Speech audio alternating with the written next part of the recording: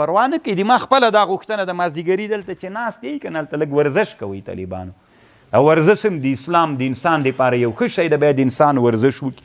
افغانستان خپلې لوبې د توپ ډنډه وکړي، خوسۍ وکړي، جنوبیانو باړي وکړي، هېڅ پروا نه کوي، هېڅ مشکل نه. ځان نه به بخیلان نه جوړوئ. د لوبو په اړه رسول علیه السلام به طالبانو غېږې نیولې، لامبو به یې وهله، مستقل کتابونه پې جوړ دي. یو ورځ یو ملا همدغه ولسوالۍ کې تقریر کړی، ویلي ول چې دا څوک غېږه نیسي د شاهدي نه قبلېږي.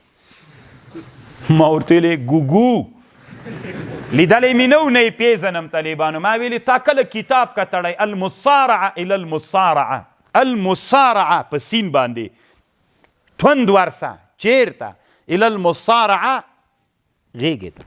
دا د امام سیوطي کتاب ده او د رسول صلی الله علیه وسلم په اړه. رسول علیه السلام غېږه نیولې، ولې نه ده نیولې؟ څه وایې؟ نبی علیه السلام یو په ټوله مکه کې یو ډېر پهلوان و طالبانو، هغه نومېده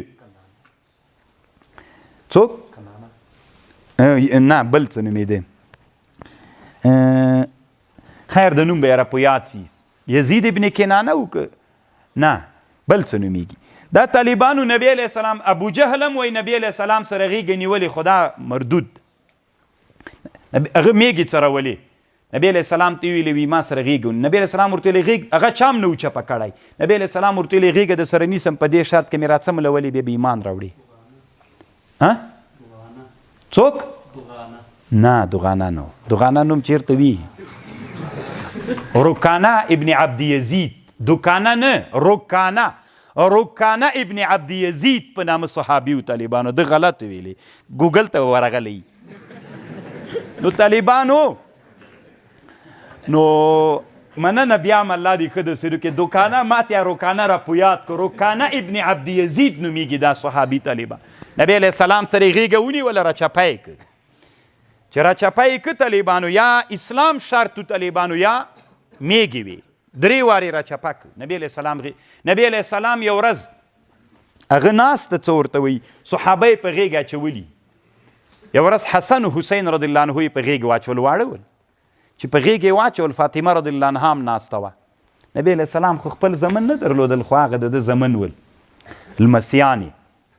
نو چې غېږ یې ونیوله، حسن مشر و حسین کشر. نو غېږ یې چې واچوله، رسول علیه السلام به په حسن باندې غږ کو، هی حسن ونیسه حسنه، څه یې که نه چې په غېږ یې واچوې واړو ته یو څوک هی حسن. نو فاطمې رضی الله عنها ګیله ورته وکړله چې حسن ته ولې وایي، ولې حسین ته وایي؟ ځکه عادت دا وي سړی وړکي ته وایي چې ونیسه، مشر ته نه وایي.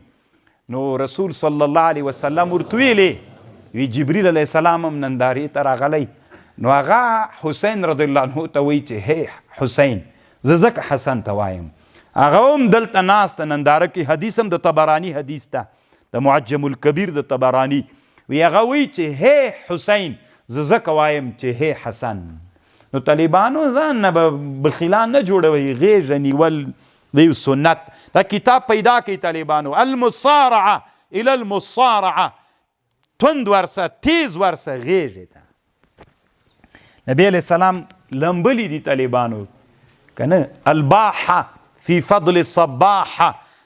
امام سیوطي بل کتاب د په دې جوړ کړی چې رسول الله لمبلي کوي، نه دي لمبلي وو. یو ورځ نبی علیه السلام غدیر د بني نجار ته راغی. غدیر د بني نجارو ته که غدیر د غدیر الخم ته راغی. حوض عربو کې د حوضونه داسې وي چې هغه اوبه باران وسي او اوبه راغه کوي، تالاب به یې ورته ویلې پاکستانیانو. د خوستو دغه ولایتونو کې هم دا سته ده. نو هغه ورته راغی، څه ورته وایي دا د نبی علیه السلام ویلې، صحابه ورته ویلې وایي هر ملګری دې د خپل ملګري سره یو ځای اوبو ته وردانګي. صحابه ورتلل لمبلي، یو هر خپل ملګری خو پیژانده چې چا چا سره ملګرتیا ده. بس مثلا دوی دواړو ملګرتیا د لاس نه بې سره ونیول، اوبو ته به ور. اخر کې ابوبکر صدیق صاحب پاتې سو. نبی علیه السلام ویلې لو كنت متخذ خلیل لاتخذت ابا بکر خلیلا. بس دوی دواړو یو ځای ور ودانګل.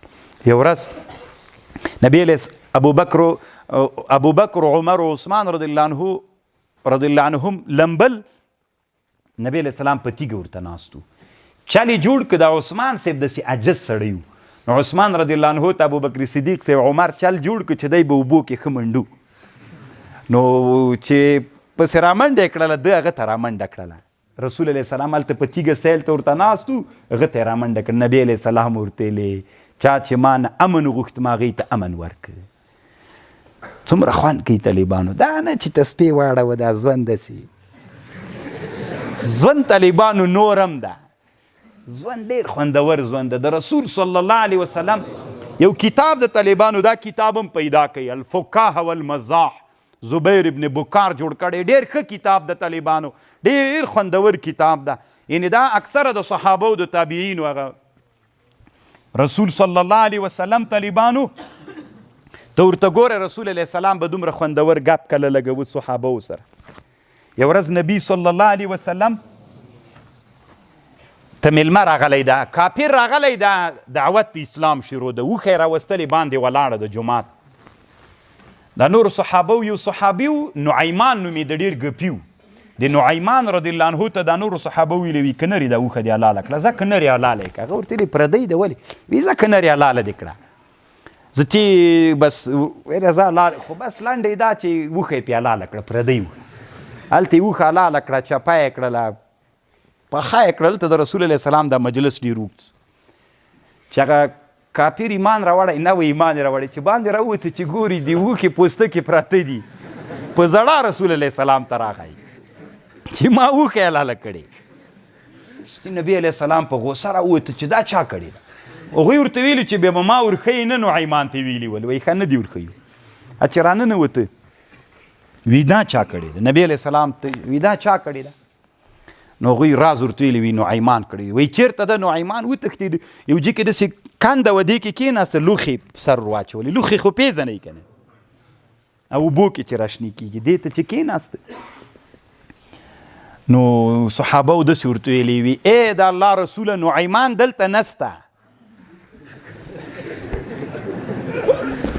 دې په ګیر ورکړه چې نبي علیه السلام ورته راغی نو دی داسې ناسته لوښې پې پرتې دي نبي علیه السلام چې دا لوښې تر نه را لرې کړې مخ یې ګردجن سوی و نبي علیه السلام ورته وخندل له لاسې راونیوی راځه 2 دانې به نورې ورکړمه 2 دانې به نورې هغه ته ورکړم هېڅ پروا نه کړي راځه دومره طالبانو صحابه رضی الله عنهم سره رسول صلی الله علیه وسلم دغه نعیمان چې و طالبانو اوس خو میاشت شروع کړې دوی درته وایم دغه نعیمان به کله کله به نبي علیه السلام مسجد نبوي کې ناست و نبي علیه السلام ته به یې انګور راوړل کې به یې ښودله نورو صحابو ته به یې ځان داسې که چې یعنې زه خو یو سخي سړی یم هغه چې نبي علیه السلام وخوړل بله ورځ ته به چې نبي علیه السلام جومات کې ناست و دروازې ته به راودرېدی وایي السلام علیک یا رسول الله هغه ورته ویلې وعلیکم السلام نعیمانه څه چل دی یا پیسې غواړي وایي کومې پیسې ولې د انګورو نه خوړل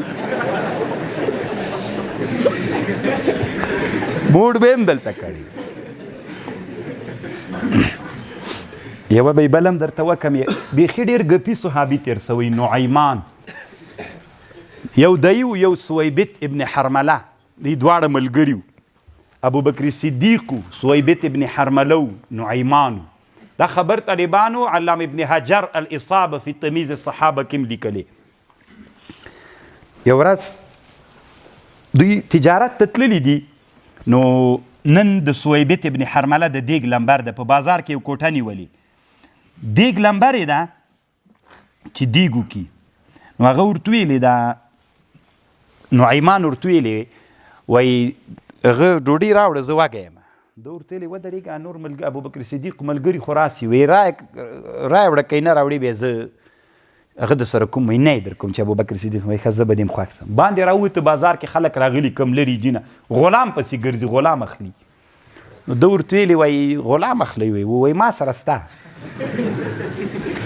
خو که ای خلی تیار به سره جوړ سو هغه ده ګرځي را ګرځي هغه فکر نه ده هغه غلام ده خو یو عادت لري په 8 اوښانو یې ورسره خرڅ کړه ستې ورته ویلې چې یو کار لري چې کله یې پړی پکې واچي چې بیا سړي ته وایي چې زه غلام نه یم نو که ای خلی دغه ده چې بیا داسې نه وي ما ترې راوتوروئ بیا به یې هغه کوئ نه هغه ورته ویلې بس ته تر خلاص یې ستې 8 اوښانې ده ترې واخیستلې دوکان یې چې نیولي و هغه ته راغی ورته ویلې وي دا ده هغه یې چې راوځه وایي څه شته وایي په موږ یې خرڅ کړی ته سړیه زه صحابي یم وایي دا خبرې موږ نه منو راوځه پړی چې پکې واچو چې په بازار کې خرڅېلې خو ابوبکر صدیق صاحب راغی نو هغه ورته خندل زوی مو مړ سهې دا صحابي ده څه کوئ تاسې د طالبان داسې دا ژوند داسې ژوند هم تېر سوی دا کتاب پیدا کړئ الفقهاء والمزاح او دا عالم ډېر مخکینی تېر سوی تقریبا 1000 کاله نه مخکې تېر سوی دا چا چې جوړ کړی زبیر ابن بکار